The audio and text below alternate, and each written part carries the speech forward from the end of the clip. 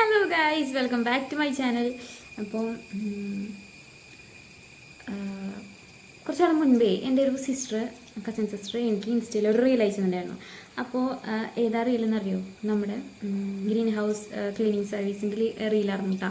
അപ്പോൾ അതെടുത്ത് നോക്കിയപ്പോൾ ഫസ്റ്റായിട്ട് ഞാൻ കാണുന്നത്, ഞാൻ വേറെ സ്ക്രോൾ ചെയ്ത് പോയപ്പോഴോ റീൽസിൻ്റെ സെക്ഷനിലൊന്നും കണ്ടില്ല. അവൾ അയച്ചു തന്നപ്പോഴാണ് ഞാൻ ആദ്യമായിട്ട് കാണുന്നത് കേട്ടോ. ഇവരറിയോ റീൽസ് കാണാറുണ്ടോ എന്ന് ചോദിച്ചിട്ടാണ് അവൾ എനിക്ക് അയച്ചത്. അപ്പോൾ ഞാനത് എടുത്ത് നോക്കിയപ്പോൾ എനിക്ക് എന്താ പറയുക, എനിക്ക് മനസ്സിലായി. ഫസ്റ്റ് കണ്ടപ്പോൾ എനിക്ക് മനസ്സിലായി ഇപ്പോൾ എവിടെയെങ്കിലും എത്തും എന്നെനിക്ക് മനസ്സിലായി. അത് ഞാൻ ഫസ്റ്റ് ആ വാട്ടർ ടാങ്കിൻ്റെ ക്ലീനിങ് വീഡിയോ ആണ് ചേട്ടാ കണ്ടത്. അപ്പോൾ തന്നെ എനിക്ക് മനസ്സിലായി എവിടെയെങ്കിലും എന്തെങ്കിലുമൊക്കെ പ്രശ്നങ്ങളും കാര്യങ്ങളൊക്കെ ഒപ്പിക്കുന്നു.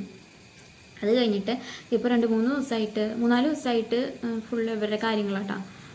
അതായത് ഇങ്ങനെ ട്രോളും കാര്യങ്ങളൊക്കെയാണ് വരുന്നത് കേട്ടോ. അപ്പം ഞാൻ ജസ്റ്റ് ഇവരെ കാര്യങ്ങളൊന്ന് പഠിക്കാമെന്ന് വിചാരിച്ചിട്ട് യൂട്യൂബിൽ ഇവരെ ചാനലിലെടുത്തിട്ട് ഇവരെ 3 സീസണായിട്ടാണ് ഇവർ വീഡിയോ അപ്ലോഡ് ചെയ്തേക്കണേ. അപ്പം ഞാൻ ഫസ്റ്റത്തെ വീഡിയോ അങ്ങനെ ഓരോ വീഡിയോ കണ്ടു നോക്കി. അപ്പോഴാണ് മനസ്സിലായത് ഇവരുടെ ഫാമിലിയിൽ ഇപ്പോൾ ട്രെൻഡിങ് ആണല്ലോ. ഇപ്പോൾ നല്ല രീതിയിൽ പോകുന്ന ഫാമിലി വ്ളോഗുകളൊക്കെ അവരൊക്കെ വ്ളോഗേഴ്സൊക്കെ അവർ വഴക്കുണ്ടാക്കി അടിച്ച് പിരിഞ്ഞ് രണ്ടാക്കുക. എന്നിട്ട് 2 ടീമിൻ്റെയും ബാങ്ക് അക്കൗണ്ട് അടിപൊളിയായിട്ട് സെറ്റ് ആക്കുക, റീച്ച് കിട്ടുക, വ്യൂസ് കിട്ടുക. അപ്പം ലക്ഷക്കണക്കിന് വ്യൂസാണ് ഇപ്പോൾ ഒരു വീഡിയോയ്ക്ക്. അപ്പോൾ അങ്ങനെയൊക്കെ ചെയ്തിട്ട് അങ്ങനെ 2 പേരുടെയും ബാങ്ക് അക്കൗണ്ട് സെറ്റാക്കുക. അപ്പം എന്നിട്ട് വീണ്ടും കോംപ്രമൈസ് ആയിട്ട് ഒരു സെറ്റാവുക. അപ്പോൾ ഇങ്ങനെയാണല്ലോ ഇപ്പോൾ കാര്യങ്ങളൊക്കെ ട്രെൻഡ് പോലെയാണല്ലോ. ഇപ്പോൾ 2-3 ഫാമിലി ആയിരുന്നു അങ്ങനെ, അല്ലേ 1-2 ഫാമിലി ആയിരുന്നു തോന്നുന്നു. അപ്പോൾ എനിക്ക് ആ മുമ്പത്തെ ഒന്നും എനിക്കറിയില്ല കേട്ടോ. കാരണം എനിക്ക് ഇവരുടെ ഭയങ്കരമായിട്ട് ഇൻട്രസ്റ്റിംഗ് ആയിട്ട് തോന്നി. കാരണം ട്രോളന്മാരിട്ട പേര് പ്രശ്നേഷ് എന്നുള്ള പേര് പോലെ തന്നെ ചെറിയ ചെറിയ കാര്യങ്ങളാണ് അവർ, മൈന്യൂട്ട് കാര്യങ്ങളാണ് അവർ വലിയ പ്രശ്നങ്ങളാക്കണേ. ബെഡ്ഷീറ്റല്ല ബെഡിൻ്റെ സൈഡിലെ പൊടി, അതുപോലെ അങ്ങനെ കർട്ടനിലെ പൊടി, അലർജി, ഇങ്ങനെ കാര്യങ്ങളൊക്കെ പറഞ്ഞിട്ട് ഭയങ്കരമായിട്ട് സാനിറ്റൈസർ ചെയ്യണം. അതുപോലെ ഇൻ്റർവ്യൂവിനൊക്കെ ടിഷ്യൂ അങ്ങനെ എന്തൊക്കെയോ സംഭവങ്ങളൊക്കെ അങ്ങനെ റീൽസ് ഷോർട്സൊക്കെ ആയിട്ട് ഇങ്ങനെ വരുന്നുണ്ട് അവർ, ട്രോളിയിട്ടും കാര്യങ്ങളൊക്കെ ആയിട്ട്.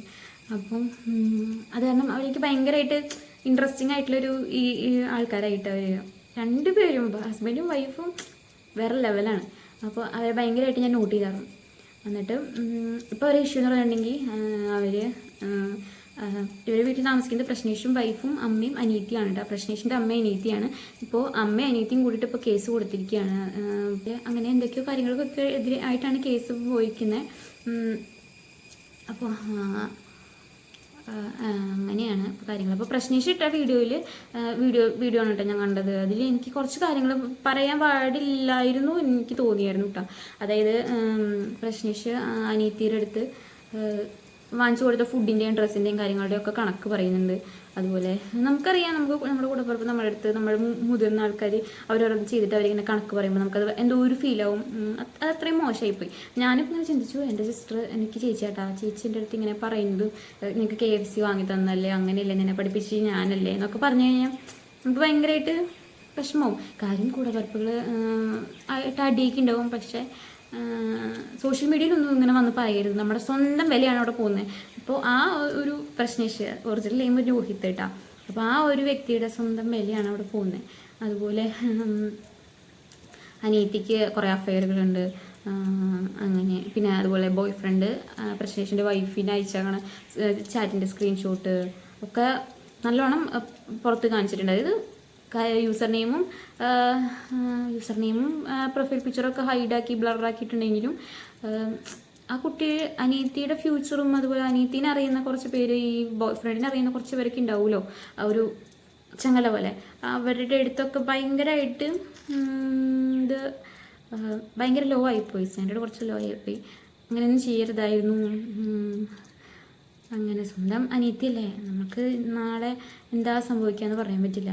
അപ്പോൾ ഇവരൊക്കെ ഉണ്ടാവുള്ളൂ, സ്വന്തം അമ്മയും പെങ്ങളും ഇവരൊക്കെ ഉണ്ടാവുള്ളൂ. അങ്ങനെ ചെയ്യരുതായിരുന്നു. അതുപോലെ പ്രശ്നേഷിനെയും വൈഫിനെയും അമ്മയ്ക്കും അനിയത്തിക്കും ഇഷ്ടമല്ല എന്നാണ് പറയുന്നത്. അത് പ്രശ്നേഷും വൈഫും കൂടി ചോറ് വൈഫ് വാരി കൊടുക്കുമ്പോൾ അമ്മ ഓരോന്ന് കമൻറ്റുകൾ പറയുക. അതുപോലെ കാറിൻ്റെ ഫ്രണ്ട് സീറ്റിൽ അമ്മയായിരുന്നു ഇരിക്കാറ്.